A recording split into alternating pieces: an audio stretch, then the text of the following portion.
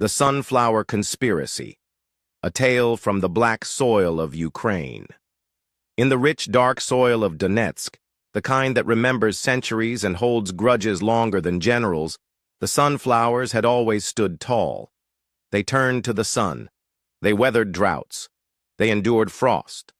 But no one had prepared them for this: barbed wire, dragon's teeth, and the steady thunder of war. And yet, they bloomed. Right there, in the middle of a Ukrainian defensive line, between the concrete anti-tank pyramids and the earthen berms, sunflowers pushed through. Because in Ukraine, even the flowers know how to fight. The fortifications were built by Ukrainian hands, soldiers, sappers, and volunteers. They came with shovels, sweat, and purpose, not to conquer, but to hold, to protect. This was not a place for gardens anymore. It was a place to say, "You shall not pass." But nobody told the sunflowers. They didn't ask for permission. They sprouted between concrete blocks, curled through coils of razor wire, and stretched defiantly toward the sky. "Shouldn't we be afraid?" asked a young sunflower named Grigor, looking up at the circling drones and the distant growl of artillery.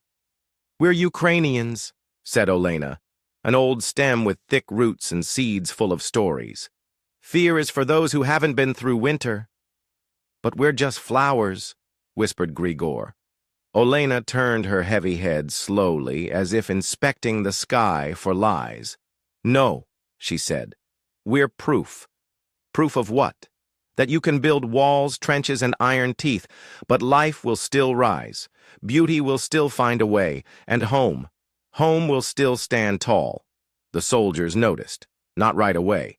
At first, they were too busy laying mines, reinforcing positions, muttering prayers, and drinking strong coffee in weak plastic cups. But eventually, someone saw. A young private snapped a photo of the sunflowers growing through the wire. A commander stopped for a moment, hand resting on concrete, and smiled. A medic tucked one into his vest before heading toward the front. And word spread.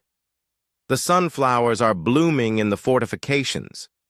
Somewhere across the front line, Russian drones buzzed like angry flies.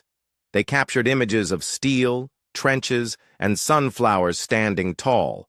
They didn't understand the danger. They thought it was just a plant. But the truth was this. It was a message. "You will never own this land. It already has roots." Grigor, of course, didn't become famous.